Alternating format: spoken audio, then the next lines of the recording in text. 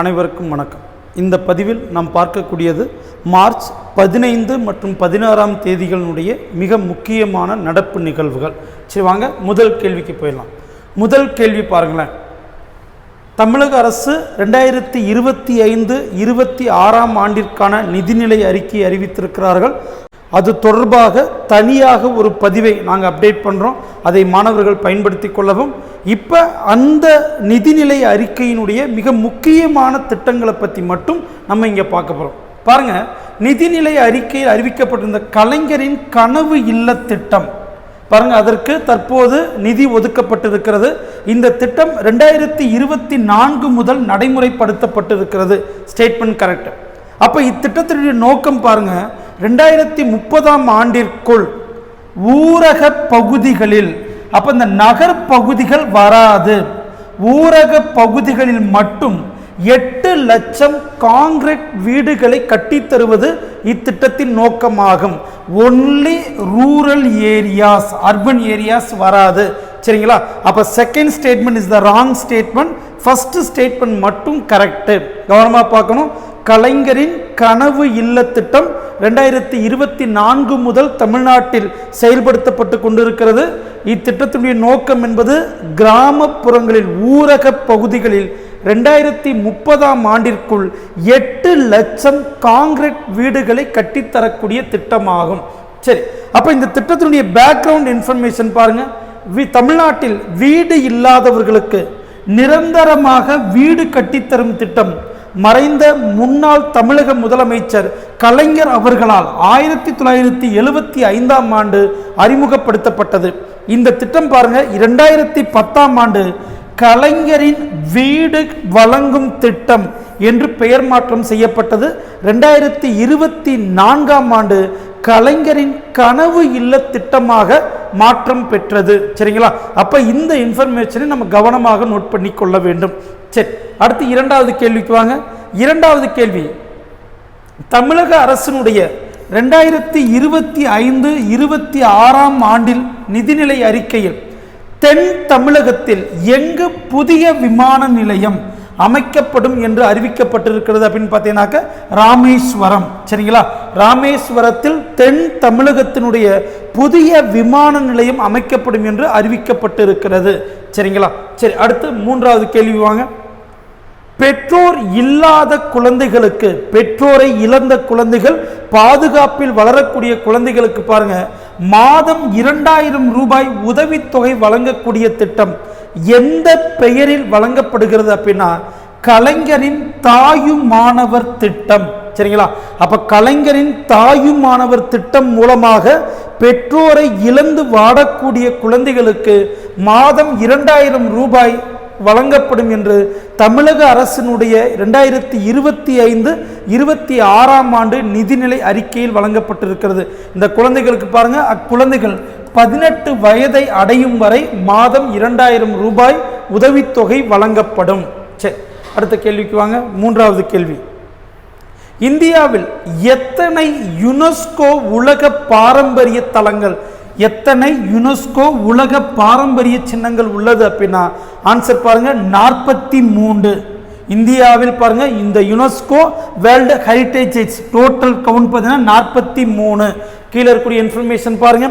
தற்போது 6 வரலாற்று நினைவு சின்னங்கள் யுனெஸ்கோவினுடைய உத்தேச பட்டியலில் இந்தியா சார்பில் இடம் பெற்றிருக்கிறது. பாருங்க, சத்தீஸ்கரில் இருக்கக்கூடிய கங்கோர் தேசிய பூங்கா, தெலுங்கானாவில் இருக்கக்கூடிய நெடுங்கற்கள், அதுக்கடுத்து பல்வேறு மாநிலங்களில் இருக்கக்கூடிய அசோகர் கால கல்வெட்டுக்கள், அதுக்கடுத்து பிறகு சவுத் யோகினி கோவில்கள், வட மாநிலங்களில் உள்ள குப்தர்கள் கோவில், மத்திய பிரதேசம் மற்றும் உத்தரப்பிரதேசத்தில் இருக்கக்கூடிய பந்தேலா கோட்டைகள் என்று இந்த 6 வரலாற்று நினைவு சின்னங்களும் யுனெஸ்கோவினுடைய உலக பாரம்பரிய சின்னமாக அறிவிக்கப்படக்கூடிய உத்தேச பட்டியலில் இடம் பெற்றிருக்கிறது.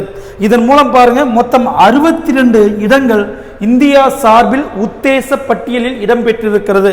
சரிங்களா? பாருங்களேன், இந்தியாவில் கவனம் பாருங்க, கலாச்சார பிரிவில் 35 இடங்களும், இயற்கை பிரிவில் 7 இடங்களும், இந்த 2 பிரிவுகளிலும் சேர்த்து 1 என்கிற அடிப்படையில் பாருங்க, மொத்தம் 43 நினைவு இடங்கள் உலக பாரம்பரிய சின்னங்களாக அறிவிக்கப்பட்டிருக்கிறது. பாருங்க, கடைசியாக பார்த்தீங்கன்னாக்கா அசாமில் இருக்கக்கூடிய இந்த மொய்தம்ஸ் இடமானது யுனெஸ்கோவினுடைய உலக பாரம்பரிய சின்னமாக அறிவிக்கப்பட்டது. அப்போ வரும் எதிர்காலத்தில் இந்த 62 இடங்களிலிருந்து சேர்க்கப்பட்டு இந்த 43 எண்ணிக்கை அதிகரிக்கப்படலாம். சரிங்களா, கவனமா பார்க்கணும். ஏன்னா லாஸ்ட் குரூப் 1 எக்ஸாமினேஷன் பொறுத்த வரைக்கும் இந்தியாவில் எத்தனை வெட்லேண்ட் இருக்கு அப்படின்னு ஒரு கேள்வியை நமக்கு கேட்டிருப்பாங்க. சரிங்களா, ஸோ அதனுடைய நீட்சியாக இந்த கேள்வியை நமக்கு கேட்பதற்கு வாய்ப்பு இருக்கு. கவனமாக நோட் பண்ணி கொள்ள வேண்டும். சரி, அடுத்து வாங்களேன். ஸோ அடுத்த கேள்வி, 2025ஆம் ஆண்டு இந்த ஷாங்காய் ஒத்துழைப்பு கூட்டமைப்பு மாநாட்டின் தலைமை தாங்க உள்ள நாடு எது? சீனா.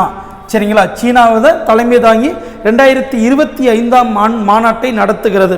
அப்போ இந்த ஷாங்காய் ஒத்துழைப்பு மாநாடு பாருங்க, 2001ஆம் ஆண்டு உருவாக்கப்பட்டது. இதில் மொத்தம் 10 நாடுகள் இந்த அமைப்பில் உறுப்பினர்களாக இருக்கிறது. இது முதல் மாநாடு 2001 ஷாங்காயில் நடைபெற்றது.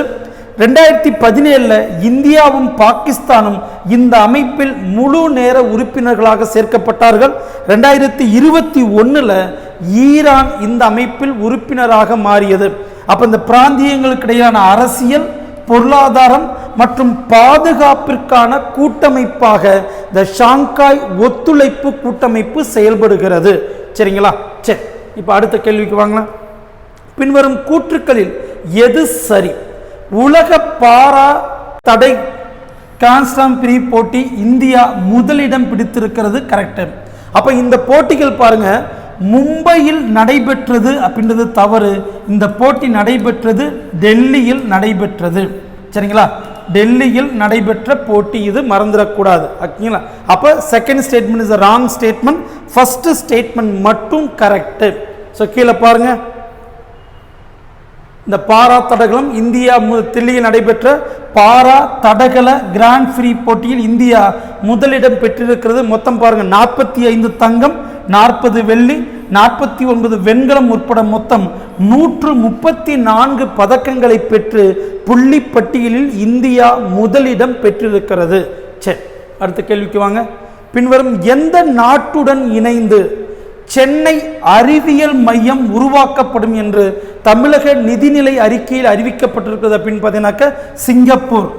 சிங்கப்பூர் அறிவியல் மையத்தோடு இணைந்து தமிழக அரசு சென்னையில் ஒரு அறிவியல் மையத்தை உருவாக்கும் என்று தமிழகத்தினுடைய நிதிநிலை அறிக்கையில் அறிவிப்பு வெளியாகி இருக்கிறது. ஸோ மறந்துடக்கூடாது. சரி, இப்போ அடுத்த கேள்விக்கு வாங்க.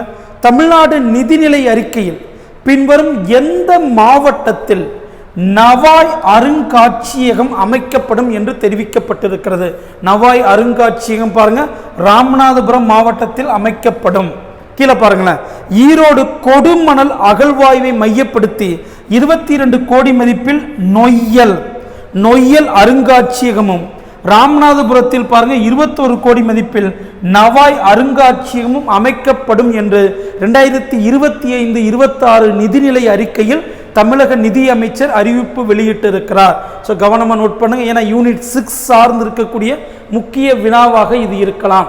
சரி, அடுத்த கேள்விக்கு வாங்க. 2025 மற்றும் 26ஆம் ஆண்டு தமிழ்நாடு நிதிநிலை அறிக்கை அறிவிப்புகள் தொடர்பான பின்வரும் கூற்றுக்களில் எது தவறு? முதலமைச்சரின் காலை உணவு திட்டம் நகர்ப்புற அரசு உதவி பெறும் பள்ளிகளுக்கும் நீட்டிக்கப்பட்டிருக்கிறது. பாருங்க, நகர்ப்புறத்தில் இருக்கக்கூடிய அரசு பள்ளிகளில் மட்டும் நடைமுறைப்படுத்தப்பட்டு கொண்டிருந்த இந்த திட்டமானது தற்போது நகர்ப்புறத்தில் இருக்கக்கூடிய அரசு உதவி பெறும் கவர்மெண்ட் எய்டட் ஸ்கூலுக்கு எக்ஸ்டெண்ட் பண்ணியிருக்காங்க. சரிங்களா, 1 முதல் 5ஆம் வகுப்பு வரை படிக்கக்கூடிய மாணவர்களுக்கு காலை இலவச உணவு திட்டம். அதுக்கடுத்து பாருங்க, பூநாரை பறவைகள் சரணாலயம் ராமநாதபுரம் தனுஷ்கோடியில் உருவாக்கப்படும் என்ற அறிவிப்பு. ஸோ 2 ஸ்டேட்மெண்ட்டுமே கரெக்டு தான். தமிழ்நாடு செமி கண்டக்டர் இயக்கம் என்ற 10 ஆண்டு திட்டம், இது 10 ஆண்டு அல்ல 5 ஆண்டு திட்டம் செயல்படுத்தப்படும். அப்ப சி இஸ் த ஆன்சர். 3வது statement is the wrong. 10 years கிடையாது, 5 இயர்ஸ் ப்ராஜெக்ட் இது. சென்னைக்கு அருகே உலக தரத்திலான புதிய நகரத்தை டிட்கோ அமைப்பு உருவாக்கும். இந்த 4வது ஸ்டேட்மெண்ட்டும் கரெக்ட். சரிங்களா, அப்ப பாருங்க, 9வது கேள்வியை பொறுத்த வரைக்கும் தமிழ்நாடு செமி கண்டக்டர் இயக்கம் என்ற 5 ஆண்டு திட்டம் செயல்படுத்தப்படும் என்று தமிழக நிதிநிலை அறிவிப்பு வெளியிட்டிருக்கிறது. சரி, அடுத்த கேள்விக்கு வாங்க. எந்த ஆண்டிற்குள் 100 பில்லியன் யூனிட் புதுப்பிக்கத்தக்க பசுமை ஆற்றல் உருவாக்கப்படும் என்று தமிழக பட்ஜெட் அறிவித்திருக்கிறாங்க? 2030. அப்ப 2030ஆம் ஆண்டிற்குள் தமிழ்நாட்டில் 100 பில்லியன் யூனிட் புதுப்பிக்கத்தக்க பசுமை ஆற்றல் உருவாக்கப்படும் என்று அறிவித்திருக்கிறார்கள். கவனமா நோட் பண்ணிடணும். அடுத்து வாங்க 11வது கேள்வி. பின்வரும் கூற்றுக்களில் எது சரி? இந்த விண்வெளி மையத்தை பாருங்க, மையத்தில் பாரதிய அந்தரிக்ஷ விண்வெளி நிலையத்தை 2035ஆம் ஆண்டிற்குள் உருவாக்க இந்தியா திட்டமிட்டிருக்கிறது. கரெக்ட். 2040ஆம் ஆண்டிற்குள் நிலவுக்கு இந்திய வீரர்களை அனுப்பவும் இந்தியா திட்டமிட்டிருக்கிறது. இந்த 2ஐ நோக்கியும் வெற்றிகரமாக செயல்படுத்தப்பட்டு கொண்டிருக்கிறது. பாருங்க, மத்திய பாராளுமன்றத்தினுடைய கேள்விகளுக்கு மத்திய அமைச்சர் வழங்கிய மிக முக்கியமான பதில்கள் தான் இந்த ஸ்கீம்ஸ் எல்லாமே. அதெல்லாம் கவனமாக நோட் பண்ணிடணும். இப்போ இந்த 11வது கேள்வியை பொறுத்த வரைக்கும் 2 ஸ்டேட்மெண்ட்டுமே கரெக்ட் தான். அடுத்து வாங்க 12வது கேள்வி. உயர்கல்வி பயிலும் 3ஆம் பாலினத்தவர்களுக்கு எவ்வளவு ரூபாய் மாதம் தோறும் உதவித்தொகை வழங்கப்படும் என்று தமிழக அரசு நிதிநிலை அறிக்கையில் அறிவித்திருக்கிறது அப்படின்னு பார்த்தீங்கன்னாக்க மாதம் தோறும் 1000 ரூபாய். சரிங்களா? டிரான்ஸ்ஜெண்டர் ஹையர் எஜுகேஷன் உயர்கல்வி படிக்கக்கூடிய 3ஆம் பாலினத்தவர்களுக்கு மாதம் 1000 ரூபாய் உதவித்தொகை வழங்கப்படும். சரி, அடுத்த கேள்விக்கு வாங்க. உலக நுகர்வோர் உரிமைகள் தினம் பாருங்க, அரசியலமைப்பு பாலிட்டில கன்சியூமர் ரைட்ஸ் அப்படின்னு ஒரு சாப்டர் இருக்கிறதுனால கட்டாயம் இதை நம்ம பார்த்துடணும். பாருங்க, உலக நுகர்வோர் உரிமைகள் தினம் மார்ச் 15ஆம் தேதி கொண்டாடப்படுகிறது. அப்ப இதனுடைய வரலாறு பாருங்க. இந்த உலக நுகர்வோர் உரிமைகள் தினம் முதலாக 1983இல் கடைபிடிக்கப்பட்டது. பாருங்க, 1962 மார்ச் 15 அமெரிக்க அதிபர் ஜான் எஃப் கென்னடி அவருடைய உரையை நினைவு கூறும் விதமாக இந்த நாள் கடைபிடிக்கப்படுகிறது. பாருங்க, 2025ஆம் ஆண்டிற்கான மைய கரு தீம் பார்த்தீங்க அப்படின்னா நிலையான வாழ்க்கை முறைகளும் நியாயமான மாற்றம் என்பதாகும். இப்போ கவனமாக பார்த்தா முதல்ல எப்போ எந்த தேதி 2025ஆம் ஆண்டினுடைய தீம் மைய கரு என்ன என்பதை மிக தெளிவாக நம்ம பார்த்துடணும். இந்த பதிவை பொறுத்த வரைக்கும் மார்ச் 15 மற்றும் 16ஆம் தேதியினுடைய நடப்பு நிகழ்வுகளை பார்த்துருக்கோம். அடுத்த பதிவுகளில் தமிழ்நாடு நிதிநிலை அறிக்கை, சரிங்களா, நிதிநிலை அறிக்கை பற்றிய தெளிவான பதிவை நாங்கள் அப்டேட் பண்ணுறோம். அதையும் மாணவர்கள் பயன்படுத்தி கொள்ளவும். நன்றி.